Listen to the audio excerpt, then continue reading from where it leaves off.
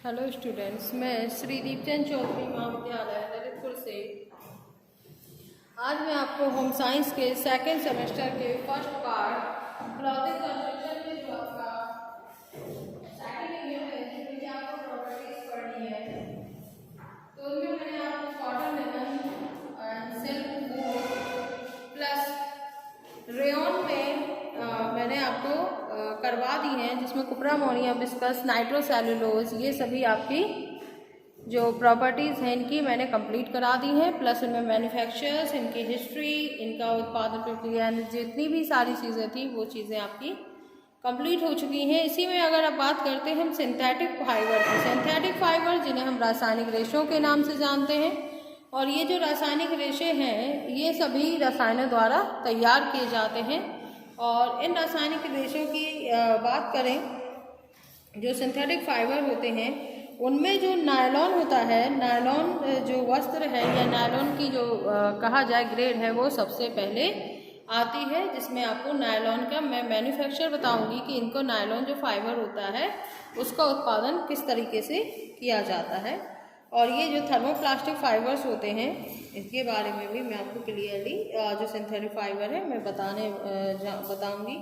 तो जो नायलॉन है इसको हम मैजिक फाइबर के नाम से भी जानते हैं, क्योंकि ये जो रेशा होता है इसे कभी भी प्रेस या आयरन करने की ज़रूरत नहीं पड़ती है। और ये जो वस्त्र होते हैं वो बहुत ही हल्के होते हैं, यानी इनमें जो वेटेड नहीं होते हैं, और ये बिना इस्त्री के ही ये हमेशा कैसे रहते हैं, एकदम ही फ्रेश रहते हैं, यानी हम इन्हें कभी भी वेयर कर सकते हैं। और ये शीत ऋतु में और यात्रा के समय अगर हम पहने तो ज़्यादा उपयुक्त होते हैं, क्योंकि ये बहुत ही चिकने होते हैं, इसीलिए ये बहुत जल्दी गंदे नहीं होते हैं। तो ये जो रेशे होते हैं ये कृत्रिम रेशा होता है, यानी आर्टिफिशियल फाइबर इन्हें हम कहते हैं। और ये जो पॉलीमर जो कि केमिकल होता है उससे ये तैयार किए जाते हैं, जिनमें आपको नायलॉन जो है वास्तव में क्या होता है, इन्होंने जो वैज्ञानिक थे उन लोगों ने इस रेशे का जो कहते हैं उत्पन्न है वो जादुई चिराग के प्रयास जैसा ही लगता है। और इसकी शक्ति, चमक, मजबूती, लचीलापन, कोमलता और कार्य क्षमता, इसकी सौंदर्यता और स्थायित्व का अगर हम मुकाबला करें तो कोई भी प्राकृतिक रेशा इसका मुकाबला नहीं कर सकता है। और इसके निर्माण ने ही वस्त्र उद्योग के क्षेत्र में एक क्रांति जो है वो ला दी है। अगर इसके इतिहास की बात करें तो जो डॉक्टर वेलेस एच कैरोथर्स थे उन्होंने और उनके साथियों ने मिलकर के इस रेशे का निर्माण किया था। इन्होंने E.I. पॉन्ट और डी न्यूमरस एंड कंपनी जो थी उसके भावी विकास के लिए एक अनुसंधान कार्यक्रम की आवश्यकता अनुभव की। और जो डॉक्टर कैरोथर्स की रुचि थी उनकी पॉलीमराइजेशन की क्रिया में थी, जिसकी जिज्ञासा ये ज्ञात करने की थी कि कुछ परमाणु आपस में मिलकर एक बहुत ही ग्रांट जो रेशे का है वो निर्माण क्यों ना किया जाए। तो इस जो रेशा होता है इसमें कपास, रेशम और रबड़ में होता है। और जो कैरोथर्स के एक सहायक वैज्ञानिक ने रिसर्च के कई महीनों बाद ज्ञात किया कि ये पॉलीमर को पिघलाया जाए तो ये स्पष्ट व भारी राल के रूप में दिखाई देता है, और जिसे एक लंबे रेशे के रूप में हम खींच सकते हैं। और ये ठंडा होने पर अपनी मौलिक लंबाई से कई गुना अधिक यानी इसे खींचा जा सकता है, और ये धागा जो रेशम के समान चमकदार व मजबूत होता है। तो इस चीज़ का आपको ध्यान रखना है कि जो डॉक्टर वेलेस थे एच कैरोथर्स और उनके साथियों ने इस नायलॉन का निर्माण किया था। अब बात करते हैं नायलॉन के निर्माण इसके मैन्युफैक्चर की या निर्माण प्रक्रिया की।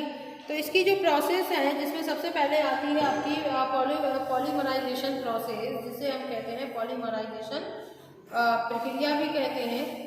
इसके बाद आती है स्पिन रेट से इस रेशो को निकालना, रेशो को खींचना और चमक को कम करना, ये आपके एंड पॉइंट आते हैं। तो नायलॉन के निर्माण में पहले क्या होता है कि कोयले से निर्मित जो कोलतार होता है उसके उत्पादनों को इसमें हम सम्मिलित करते हैं। यह रासायनिक प्रक्रियाओं की एक जटिल श्रृंखला होती है जिसमें कि हम क्या मिलाते हैं, ऑक्सीजन, कार्बन और नाइट्रोजन वायु और हाइड्रोजन पानी से कार्बन कोलतार की जो है प्राप्ति की जाती है। और प्रक्रिया की प्रत्येक श्रेणी पर नियंत्रण इसमें रखा जाता है। कोलतार से प्राप्त जो रासायनिक तत्व कार्बन आदि एवं गैसों का एक नियंत्रित अनुपात तथा रचनात्मक व्यवस्था में इसमें सम्मिश्रित किया जाता है। और इसमें हेक्सा मेथिलीन डायमीन तथा एडिपिक एसिड नामक जो रसायन होते हैं उन रसायनों का निर्माण करके ही इनके संयोग से नायलॉन जो सॉल्ट होता है वो उत्पन्न किया जाता है। और इस नायलॉन सॉल्ट को एक ऐसे पात्र में गर्म किया जाता है जो एक विशाल प्रेशर कुकर जैसा ही दिखाई पड़ता है। और इस पदार्थ में जो छोटे छोटे कण मिलकर लंबे लंबे कतरों में परिवर्तित जो है वो हो जाते हैं। इसके बाद इन कतरों को पिघलाकर इसको काटने के यंत्र में बने बने छोटे छिद्रों, जैसे क्या कहते हैं हम स्पिंडल कहते हैं, उसमें से निकाला जाता है। जैसे ही यह रेशे हमारे जो होते हैं हवा के संपर्क में आते हैं वैसे ही ठोस बन जाते हैं और अपारदर्शी होते हैं। इनकी नमनीयता जो है अत्यंत कम रहती है, वह मजबूती में भी कम रहते हैं। उनके धागों के रूप में एकत्रित इन्हें कर लिया जाता है। फिर इन धागों को बहुत से बैलूनों के बीच में से खींचा जाता है और बिना खींचे हुए जो रेशे होते हैं वो लंबे लंबे कणों में इधर उधर उभरने से जो अवस्थित रहते हैं और इसे प्रतीत होते हैं जैसे किसी घास के ढेर में घास के कण। इन धागों के खींचते ही रेशों की मोटाई जो है वो कम हो जाती है और धागा बहुत ही मजबूत, कड़ा, लचीला तैयार होता है। और इस जो धागा होता है वो पारदर्शी, लचीला, नमनीय तरीके से ही तैयार किए जाते हैं और खींचने की क्रिया उतनी ही की जाती है जितने मोटे, मजबूत या प्रत्यक्षता वाले धागे की आवश्यकता होती है। तो सबसे पहले पॉलीमराइजेशन प्रक्रिया कंप्लीट हो जाती है। फिर स्पिंडल जो छन्नी नुमा होती है उसमें से इसको हम गुजारते हैं, रेशों को खींचते हैं और जो चमक होती है उसको कम करने का काम भी इसमें जो है किया जाता है। और क्योंकि जो नायलॉन के धागे होते हैं उनमें चमक बहुत ज़्यादा होती है और वो आँखों को अखड़ने वाली या चुभने वाली होती है और इसकी ऐसी चमक ना तो पहनने वाले को शोभा देती है और ना ही देखने वाले को अच्छी लगती है। इसीलिए जो नायलॉन धागे की चमक होती है उसकी जो है कम करने की प्रक्रिया आवश्यक रूप से की जाती है। तो ये आपकी मैन्युफैक्चर हो गया। इसके बाद उपयोग की बात करें तो वस्त्र के क्षेत्र में नायलॉन के उपयोग बहुत ज़्यादा हैं, जैसे हौजरी में, इसके अलावा सामान चीरा फाड़ी में, सीने में काम में जो लिया जाता है कपड़ा। और इसके अलावा नायलॉन के धागों का उपयोग ब्रुश आदि बनाने में भी लिया जाता है। और वर्तमान समय में नायलॉन का जो प्रयोग किया जाता है वो किया जा रहा है विभिन्न कार्यों में, किंतु अब इस संबंध में प्रयत्न किए जा रहे हैं कि इसका और जो है प्रयोग किसी प्रकार संभव हो सके। और ये जो नायलॉन के रेशों के प्रकार की बात करें तो ये कई प्रकार के होते हैं, जैसे बहुरेशीय, मल्टीपल फिलामेंट होता है, मोनोफिलामेंट होता है, स्पन यार्न होता है, टेक्सचर्ड यार्न होते हैं और स्ट्रेच यार्न होते हैं। ये आपके नायलॉन रेशों के प्रकार आपके हो जाते हैं। और रेशों से वस्त्र का जो निर्माण है वो हम 100% नायलॉन के बने वस्त्र बनाने के लिए भी करते हैं। इसके साथ हम कई रेशों के मिक्सचर में भी इसको बना सकते हैं, जैसे नायलॉन ले लिया और इसके अलावा दूसरा हमने कोई और रेशा ले लिया तो उससे भी हम बनाते हैं। और इसके अलावा जो रेनफोर्समेंट के रूप में भी हम इसका यूज़ करते हैं। तो अब मैं आपको नेक्स्ट वीडियो में जो नायलॉन की आपकी भौतिक विशेषताएं और रासायनिक विशेषताएं हैं उनको मैं कंप्लीट करा दूंगी। ये आपका मैन्युफैक्चर हो गया कि इसके कौन के बाद कौन सी प्रोसेस आपकी आती है, ये चीज़ आपकी क्लियर हो चुकी है। तो नायलॉन जो रेशा है वो हमारा कैसा है, वो हमारा सिंथेटिक फाइबर है। इसका आपको ध्यान रखना है कि ये विभिन्न रसायनों के सहयोग से मिलकर के बनाया जाता है और प्लस आपका polymerization process and fibre form spin and जो drawing out for the fibre and एलिकेट ऑफ यार्न, ये आपके 4th पॉइंट है मैन्युफैक्चरिंग के नायलॉन फाइबर की। तो इसको आपको बहुत अच्छे से पढ़ लेना है। और साथ ही आप लोगों को एग्जामिनेशन फॉर्म की जो डेट है वो बढ़ चुकी है, ये आपकी हो चुकी है 28 जून तक। तो सभी बच्चे जो हैं स्टूडेंट्स वो अपने अपने फॉर्म फिल करा करके कॉलेज में आकर के सबमिट कर दें और साथ ही साथ अपनी पढ़ाई जो है वो जारी रखें।